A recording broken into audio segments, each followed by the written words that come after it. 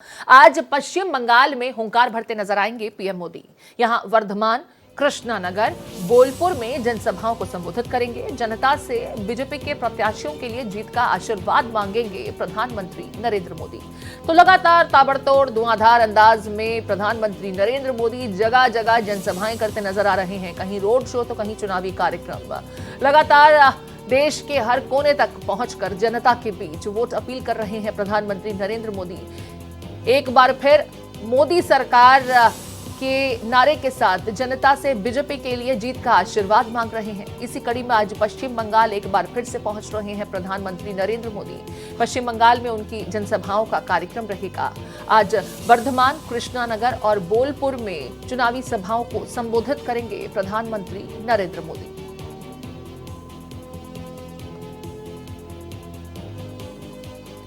तो प्रधानमंत्री नरेंद्र मोदी का पश्चिम बंगाल में आज चुनावी सभाओं का कार्यक्रम रहने वाला है। यहां पर वर्धमान, कृष्णानगर और बोलपुर में जनसभाओं को संबोधित करेंगे। एक बार फिर मोदी सरकार अब की बार 400 पार के नारे के साथ जनता से बीजेपी के पक्ष में वोट डालने की अपील करेंगे। तो ममता के गढ़ में आज एक बार फिर चुनावी सभा के जरिए हुंकार भरते नजर आएंगे प्रधानमंत्री नरेंद्र मोदी।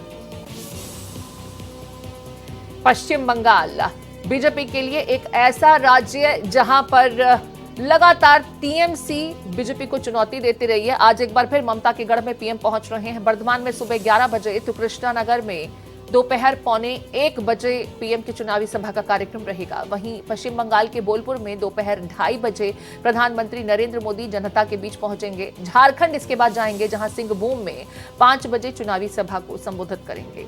तो पश्चिम बंगाल और झारखंड का दौरा आज पीएम का रहने वाला है।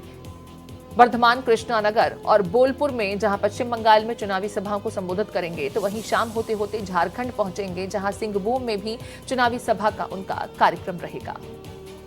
वर्धमान दुर्गापुर के सियासी समीकरण को समझा देते हैं। यहां से मुमताज संघमिता जो हैं वो जीतती रही हैं। वहीं एसके सुदैल हक जो हैं वो अपना चुनाव 2014 में हार गए। 2019 में कमल खिला, यहां से एसएस आहलूवालिया जीते, जबकि मुमताज संघमिता अपना चुनाव इस दरमियान हार गई। तो मोदी लहर के समय एसएस आहलूवालिया की यहां जीत हुई थी। कृष्णानगर में देखिए तापस पाल जीते थे 2014 में, शांतनु झा हार गए थे। यहां पर टीएमसी बनाम लेफ्ट पार्टियों का ही बोलबाला रहा है। लेकिन 2019 में यहां देखिए बीजेपी ने टक्कर देने की कोशिश की। महुआ मोइत्रा हालांकि यहां पर जीती और कल्याण चौबे बीजेपी के चुनावी मैदान में हार गए थे।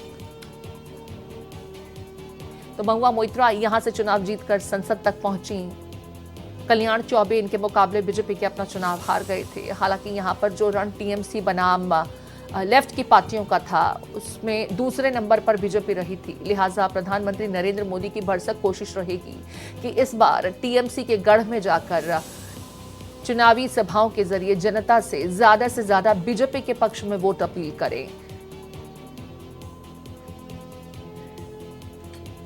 कृष्णानगर के सियासी समीकरण को आपको दिखा रहे हैं, जहां से 2019 में महुआ मोइत्रा अपना चुनाव जीती, जबकि बीजेपी के कल्याण चौबे तब अपना चुनाव हार गए थे। हालांकि बीजेपी जो तीसरे या चौथे नंबर की पार्टी उस दरमियान यहां थी, वो दूसरे नंबर पर आई। ऐसे में ममता के गढ़ में प्रधानमंत्री नरेंद्र मोदी की सभाओं का खासा फर्क पड़ता है और बीजेपी इसी स्ट्रैटेजी के तहत हर उस कॉन्स्टिट्यूएंसी में प्रधानमंत्री नरेंद्र मोदी के कार्यक्रम कर रही है जहां से बीजेपी को ज्यादा वोट मिलने की उम्मीद है।